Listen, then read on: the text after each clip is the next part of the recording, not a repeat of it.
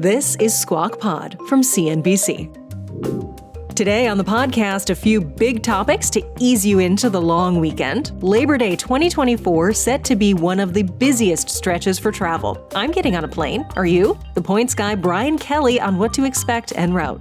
When things run smoothly, I've got to hand it to the TSA. They're processing the lines really well. Airlines have staffed up. So when there's no external factors throwing things out of whack, airports run pretty smoothly.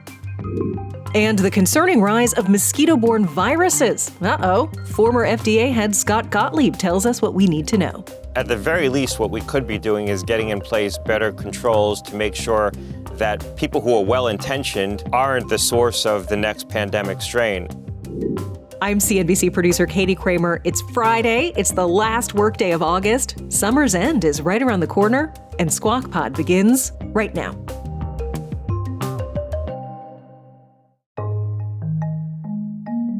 Wherever you're heading this weekend, even if it's just out your own front door, we have a fun 3-day weekend conversation for you with a fun set of anchors sitting in, Mike Santoli, Brian Sullivan, and Leslie Picker. I asked to be here. Did you not? No. This is by choice. It is? Yeah. We had a choice? Yeah, I'm happy to sit next to you guys. On the unofficial last day of summer, they each traveled to the NASDAQ in Times Square for this interview. Travel within the U.S. is expected to go up 9% this Labor Day weekend compared with last year. According to AAA, thanks to lower gas prices, greater airline supply, the TSA is expecting about 17 million passengers at airports. Joining us now to walk us through those numbers, Brian Kelly, the Points Guy founder. Brian, thank you for being here. So it sounds like record crowds, but potentially lower prices if you're willing to brave them. Absolutely. We're seeing prices down 5% to last year and down 19% versus 2019. So it's a good time to be a traveler. And even looking forward to September, the average airfare is about $240 domestically, which is down about 10% from last year.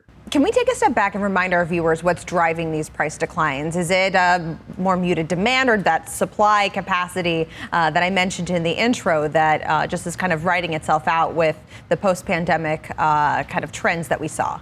Yeah, demand is really strong. Consumers want to travel. We saw 3 million passengers screened over the July 4th holiday.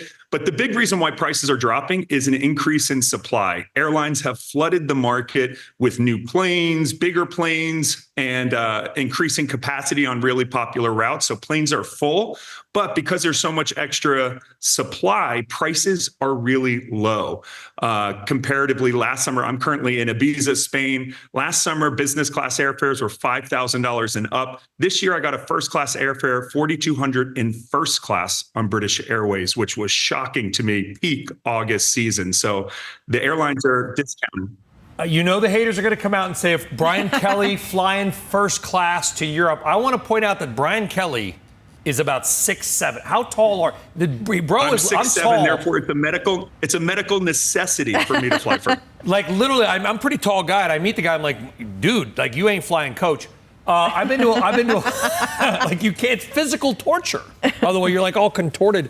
Brian, it's weird. I've been to airports lately that have been just packed, and I've been to airports lately that have been shockingly, bizarrely empty. I can't figure out the travel patterns right now. And I've been on a plane pretty much every week this year. Yeah, you know what? It mostly is related to the weather. So yesterday there was fog in San Francisco. There were 500 cancellations, and that's when things really back up in airports. But when things run smoothly, I've got to hand it to the TSA. They're processing the lines really well. Airlines have staffed up. So when there's no external factors throwing things out of whack, airports run pretty smoothly. So but the numbers show, this weekend will be probably the busiest Labor Day travel weekend ever. Now, you are the points guy, which makes me think of credit cards. What's the interplay typically between credit cards and travel in the sense of if rates are going lower, do you think that we will see more people inclined to spend on travel? Do they usually float those balances on their credit cards? Absolutely. The credit card market, people joke that airlines are banks these days because they're selling billions of dollars worth of miles to the credit card companies. The credit card companies are still, as their quarterly results have been showing, doing very well. So, you've got to play the loyalty game in order to win at travel these days. And yeah, consumers are now doing more buy now, pay later with airlines. We saw that with consumer products. Now we're seeing that into travel. So consumers, even if they don't have the money today, will put those purchases because especially the younger generation, they value experiences over, luxury items. Brian, how has the equation changed, if it has at all, in terms of lodging and, whether it's going to be Airbnb or Vrbo versus hotels? I mean, in a time that's very promotional, when you maybe are going to be using things like points, it would seem like hotels get more attractive. I'm just wondering if that has shifted around. No, I mean, there was a recent article, the $1,000 a night hotel room is, I think there are twice as many hotels as 5 years ago that are now on average $1,000 a night. In Europe, it's common now, Italy, prime places, you're paying $2,000 to $3,000 a night for luxury hotels. Of course, that's in the upper echelon, but in general, lodging costs have gone up dramatically. And this is where I encourage people, don't just focus on getting cheap airfare. Airfare is pretty cheap. You may just want to buy that and then use those loyalty points for the lodging, which can get expensive really quickly. That's a really good tip. Is it changing the way and where people do travel? I mean, if these $1,000 a night hotels tend to cluster in big cities, are people opting for more rural vacations, kind of under the radar spots? Yeah, look, we saw in Barcelona this summer, the locals are escorting tourists with water guns to get them to leave. And I encourage people, don't just go to the popular places. Instead of Lake Como, go to Lake Garda, which is a local favorite, just as beautiful and half the price for hotels. So I encourage people, think outside of those big city centers and also travel in the shoulder season. The fall in Europe is spectacular and even cheaper than what we're seeing now, especially over Thanksgiving. Airfares now in business class are less than $3,000 round trip for the Thanksgiving travel week. So if you didn't get to go to Europe this summer, going over our Thanksgiving holiday is a great time to visit Europe, not too cold and great pricing. And they don't have Thanksgiving. So, you don't need to be with the family. You can just do what you want. Brian Kelly. No comment. Brian Kelly, by the way, I agree with you. You have to fly business class, and I endorse it, my friend. Brian Kelly, thank you so much. Thanks for having me. Safe travels. Next on Squawk Pod, wear your bug spray, cases of West Nile virus, and the very scary sounding Eastern equine encephalitis are ticking up in the United States. Former FDA Commissioner Dr. Scott Gottlieb on the state of public health. I think with respect to mosquito-borne illnesses generally, we have seen the prevalence of these increase, probably related to climate change.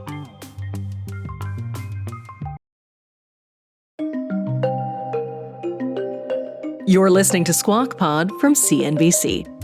And here's a conversation from earlier this week that hits on public health, just as cases of COVID-19, Mpox, and mosquito-borne illnesses like West Nile and Eastern equine encephalitis are ticking up. The nation's former top infectious disease doctor, Anthony Fauci, contracted West Nile and was hospitalized last month, saying in a print interview, the virus made him feel like he'd been hit by a truck. Fauci is currently recovering at home. So how bad is a bite? Our Joe Kernan and Becky Quick spoke to one doctor who has guided CNBC's audience through the pandemic and beyond. Here's Becky. With past viral outbreaks like SARS and COVID-19, lab safety is under scrutiny. Our next guest says that many research facilities aren't doing enough to address the risks, leaving the world vulnerable to another deadly outbreak.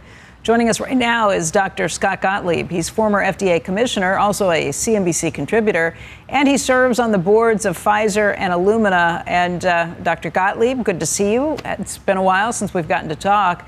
Lab safety, we know that this is a huge issue. You would think that what happened in COVID would bring much more scrutiny to this, but here we are in 2024. Where do those lab safety standards exist at this point? Right. 4 years later, we're really in no different of a position when it comes to the kinds of regulations that are imposed on high-risk research and what's required to be done in higher complexity labs with more precautions. Regardless of where you stand on the issue of whether or not COVID came out of a lab or didn't, I think there's certainly enough evidence at this point that points in that direction and should make us more than suspicious.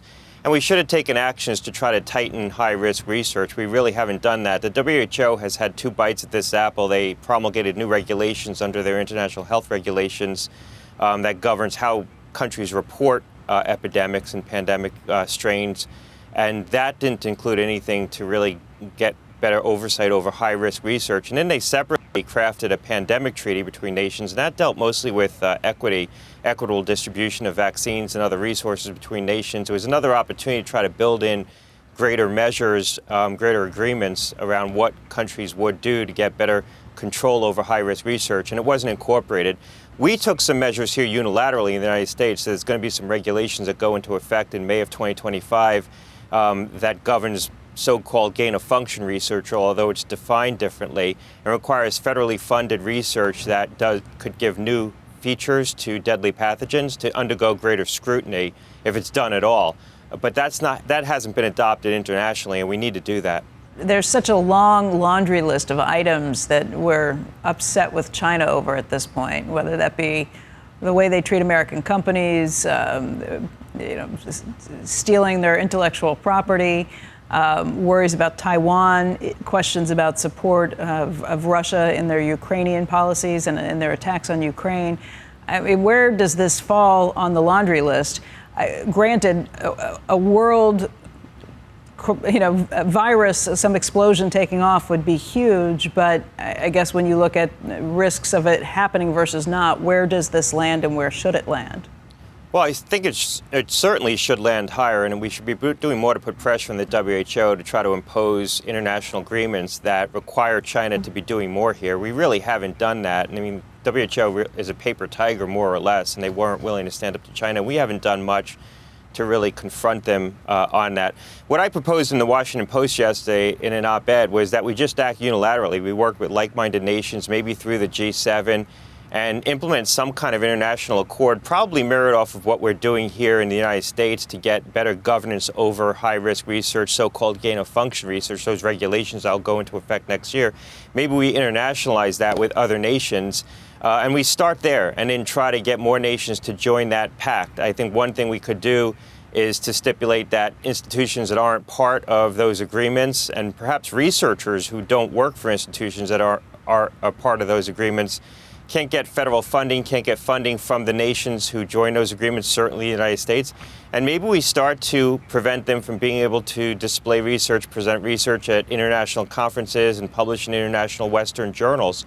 I think we need to put in place some unilateral actions here that start to require rogue nations and nations that don't want to be compliant, but maybe with a nudge would be, to get in accord with some kind of international harmonization around best practices. Scott, ever since Watson and Crick, and then when we sequence the genome, this has been front and center for a lot of bio ethicists. And it's really well known that this is a very, very dangerous element that we're facing, and it could be a rogue lab. It doesn't even have to be state-sponsored. It could be in China, and it could be state-sponsored. It could be accidental that a pathogen gets released. You could be working on weaponizing some type of pathogen, which I wouldn't put it past, but it seems like Murphy's Law to me. It's such a powerful technology, and it's so scary and dangerous. It's almost like it's inevitable. I mean, I could almost just say that if you were a pessimist, it's just a matter of time before, and it did happen already with COVID, and it could happen again with something much worse. Well, look, I think that there's going to be a stepped-up role for our national security agencies to get better surveillance of people who are doing nefarious things intentionally. But at the very least, what we could be doing is getting in place better controls to make sure that people who are well-intentioned, labs that are well-intentioned, nations that are well-intentioned and want to do the right thing, aren't the source of the next pandemic strain. And that would go a long way towards protecting us to the extent that there are nefarious individuals, labs, regimes that are experimenting with these things, and there certainly are. We know that it's in the public domain. That's going to be harder to get control over. And to your point, the tools for doing this have gotten a lot simpler.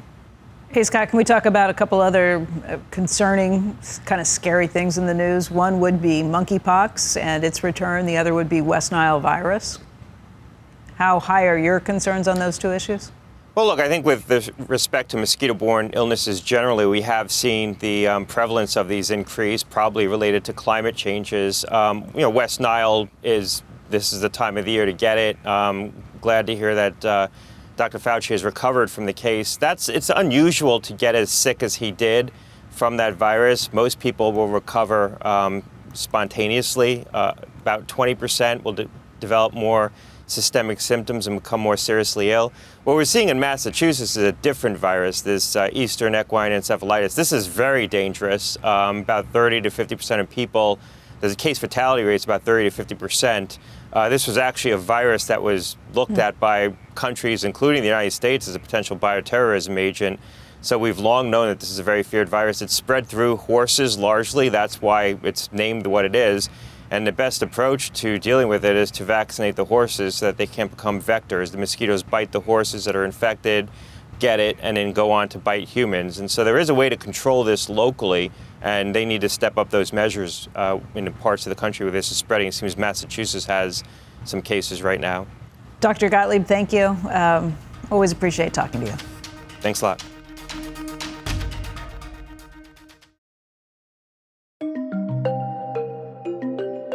And that's Squawk Pod for today and for the week ahead of the long weekend. Squawk Box is hosted by Joe Kernan, Becky Quick, and Andrew Ross Sorkin. This podcast is produced by me, Katie Kramer, and Cameron Costa. John Lesration edited today's episode. We are here every day, bringing you the best of Squawk Box in an easy-to-listen-to podcast. Join us. Hit that follow button wherever you listen. And if you like what you hear, please let us know. You can find us on X @Squawk CNBC, or you can rate or write a brief review on Apple Podcasts. Tell us what you think there. We love to hear from you. And all of that, it does help other listeners discover Squawk Pod. We're off Monday in honor of Labor Day. Enjoy your holiday, and we'll meet you right back here on Tuesday.